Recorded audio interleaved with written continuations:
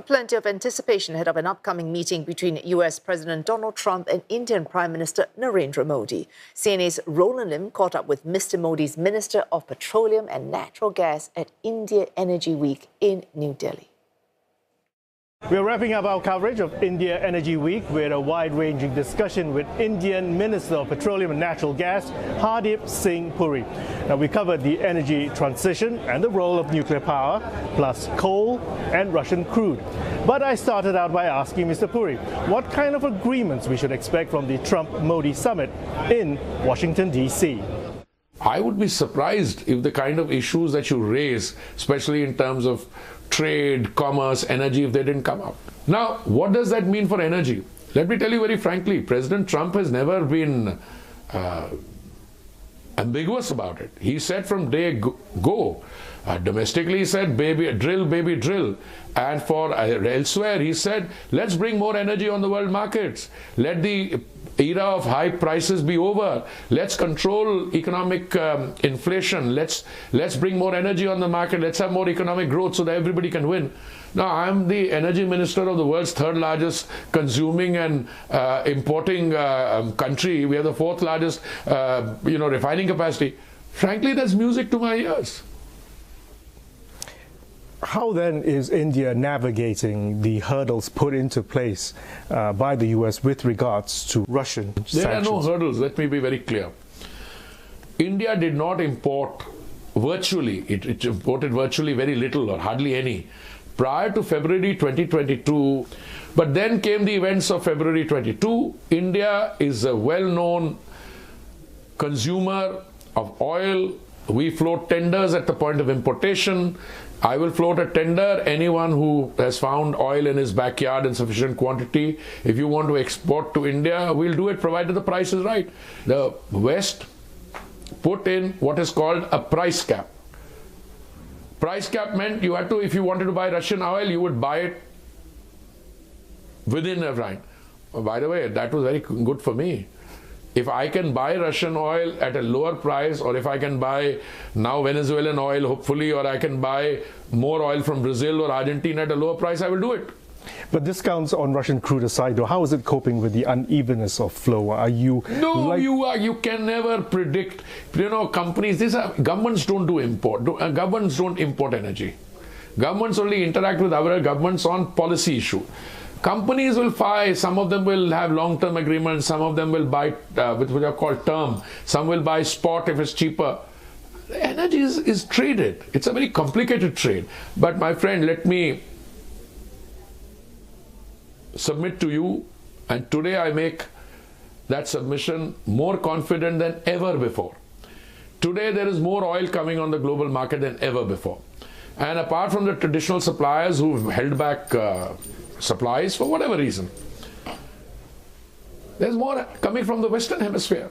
More from Brazil, more from Argentina, more from Guyana, from Suriname, from Canada, the United States. United States is the world's largest producer. They make 13 million barrels. They're going to put another 1.5 million barrels on it. They've got to sell to someone. So yes, you buy about $20 billion worth of energy from the US. Are you going to buy more? Again, I will not speculate on what's going to happen between my Prime Minister and the President. But if you were to ask me again as an analyst, is it possible that you could buy more? My answer would be most certainly. I would buy more from many sources, and most certainly from the United States, especially gas, because US gas is $2 or so more competitive. Minister Puri, you are a former diplomat and a student of history, and you've been very vocal about the fact that there is the clear and present danger of climate change. How do you put this all together in terms of coming up with a path towards net zero for India?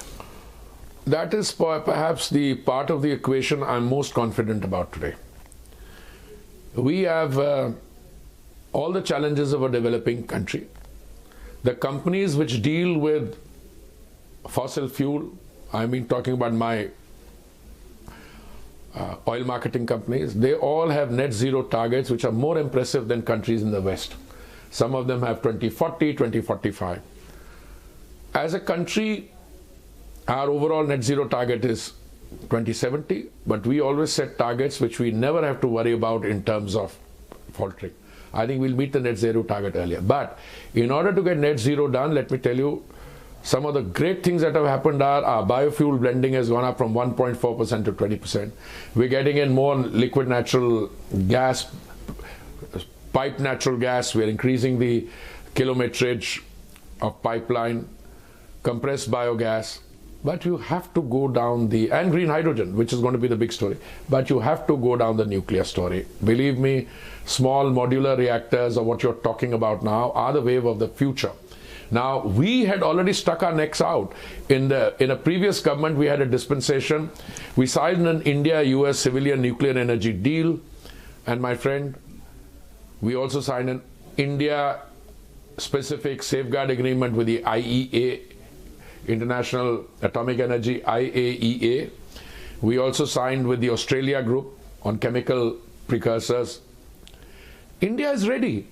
Coal, of course, is the dirtiest of fuels, and India uses it in abundance. Uses what?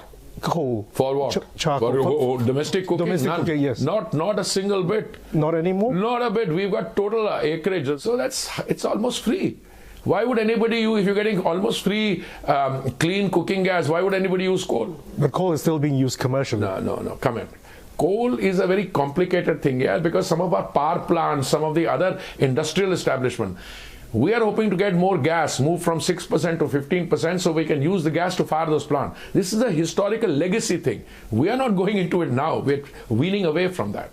Your answer to the energy transition is, let me quote you, strategic investment across hydrocarbons, renewables, with smart capital reallocation. What did you mean by that? You know, it's like this. You have to make the transition.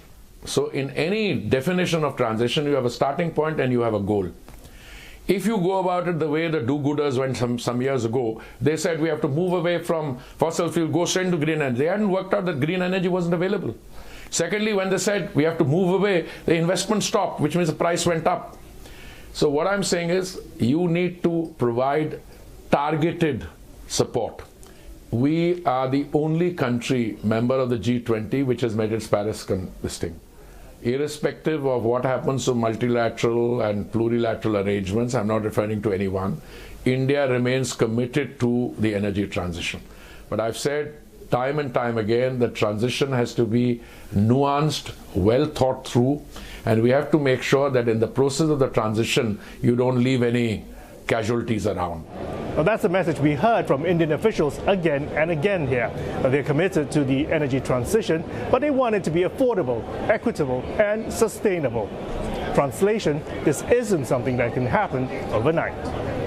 Roland Lim, CNA, New Delhi.